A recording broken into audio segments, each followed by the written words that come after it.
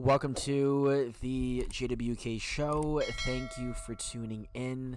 We have the floodgates officially opening as we have the world's largest asset management firms, BlackRock and Vanguard, the other day, now going all in on crypto, offering their clients crypto ETFs. And this includes a ton of different XRP ETFs. So we're about to see a lot of liquidity, money flowing into Xrp, Solana, Bitcoin, Ethereum, and any crypto ETF listed on BlackRock and Vanguard. And we can see we have 10.5 trillion under BlackRock and 9.3 trillion under Vanguard. And we have all these players also involved or getting involved with crypto, managing trillions of dollars. So it's not crazy to say that we could see trillions of dollars flowing into the crypto market, especially with Vanguard, again, opening the floodgates, offering crypto trading to their clients.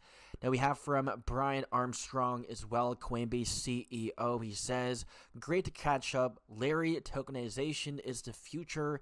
It's time to bring every asset on chain. And we have SEC Paul Atkins touting tokenization as key to modernizing U.S. markets. We have SEC Paul Atkins appearing on Mornings with Maria, breaking down the agency's push towards tokenization, faster settlements, and a new regulatory framework designed to keep America ahead in the global race for digital assets, as Trump said, making America the crypto capital of the world. Let's take a look at this video from Fox Business. The idea of tokenization and having investors own tokens of a larger blueprint of a company. Explain that to us. Where is this going, and what is tokenization?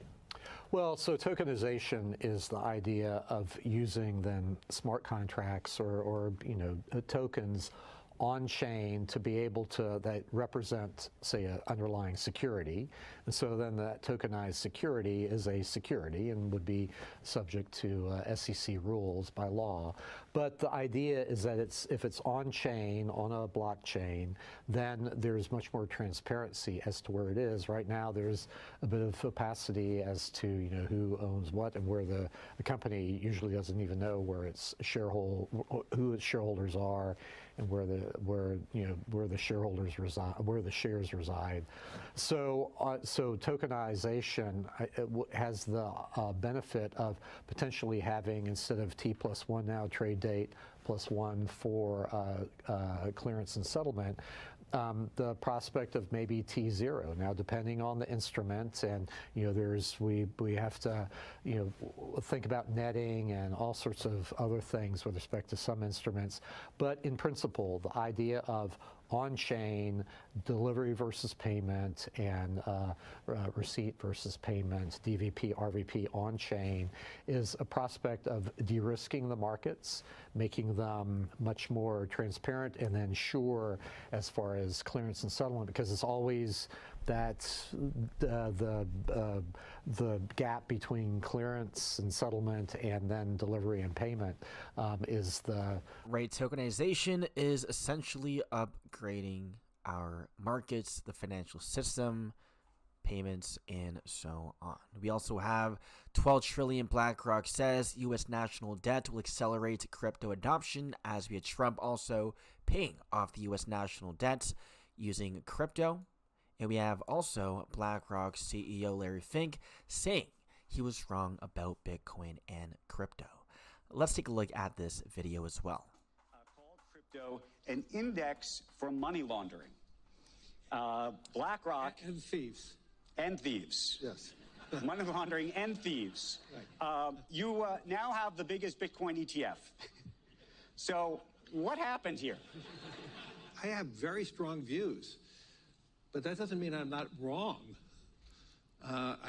By having strong views, you have to test yourself and ask yourself. And in my role, I see thousands of clients a year. I have governmental leaders, and we have these conversations. And my thought process always evolves. And this is a very glaring public example of a big shift, in my opinion. It's very funny how we have the fake laughs at the beginning of the video. And we also have Coinbase CEO saying major banks are piloting crypto with the exchange. We have many banks working with Coinbase to offer cryptocurrencies. So clearly mass adoption is happening, which is what will trigger the bull run in XRP to go parabolic to reach the astronomical high price points that we have been talking about for a long time, double, triple digits. And now, lastly, we had Justin Fong Lee says large U.S. banks want to partner with Strategy because they are the biggest corporate Bitcoin holder in the world. Saylor previously said major banks are accepting Bitcoin will be the story of 2026. We have big things coming in 2026 for crypto as a whole. Let's take a look at this from Bloomberg. To that point, I mean, have you held any preliminary talks with lending platforms or other potential partners to handle those logistics? We've had a lot of constructive discussions. They've primarily been of the, hey, we're thinking about offering Bitcoin services, custody, exchange, lending, et cetera. You're the largest corporate holder of Bitcoin in the world. What's your advice to us? And can we work together? And to the extent they're large, U.S.-based banks that have a lot of history and a strong balance sheet, we're very excited to partner with them. To that point, Fong, I mean, have you held any preliminary... That is it for the video. Hope you guys enjoyed, and I'll see you guys in the next one.